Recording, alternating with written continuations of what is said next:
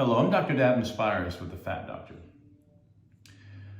When patients begin a ketogenic diet, like the one that we recommend here, there's always questions about what happens to my cholesterol.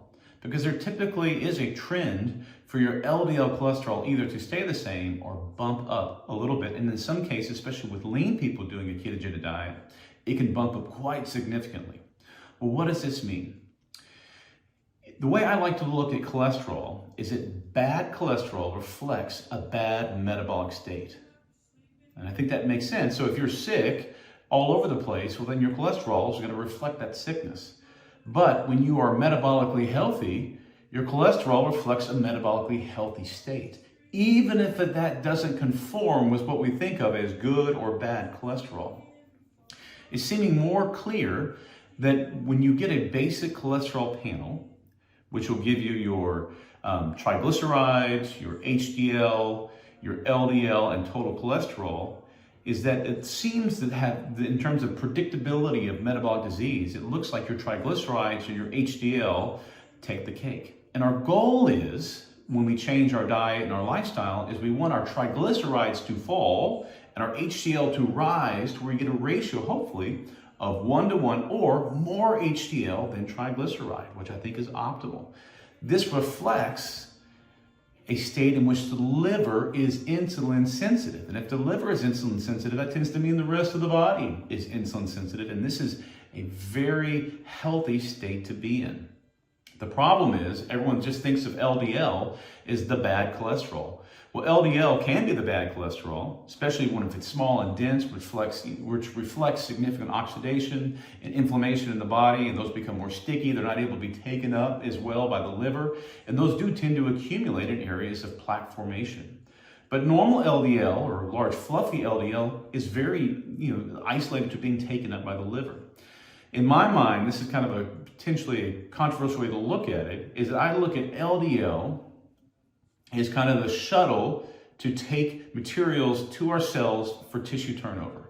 And I look at HDL as the shuttle of taking the turnover process and then the excess back to the liver for processing. So when your HDL is high, that's a reflection, when it's done naturally, that you're in good tissue turnover and your body's kind of healing itself.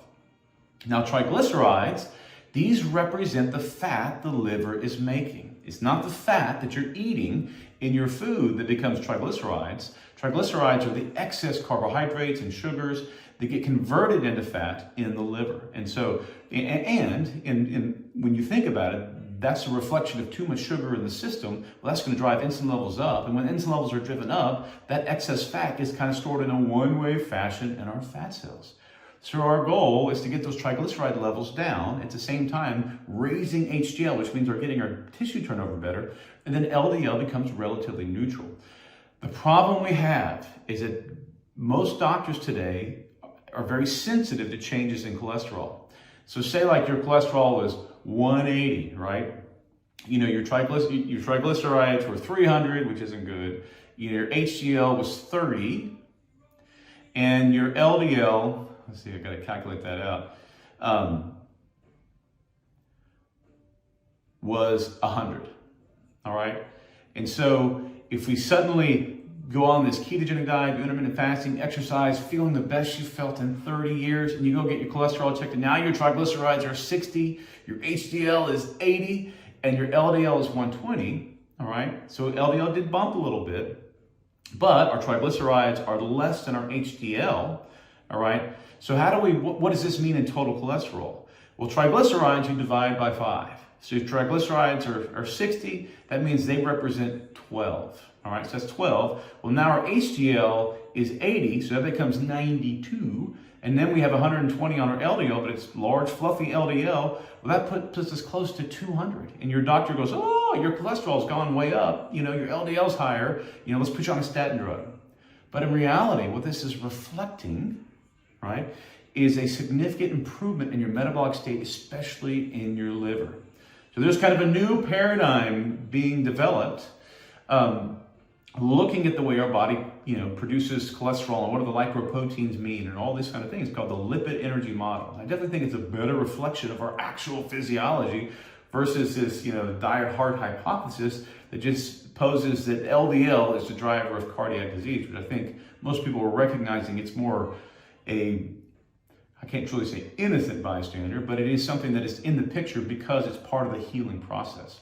But many people worry about their cholesterol, and I think it's legitimate. I would never want to give you advice to go against, the advice of your physician, because they know your personal story. They know just how metabolically healthy they are, how healthy you are, the benefits or the drugs they recommend, the lifestyle changes they've recommended.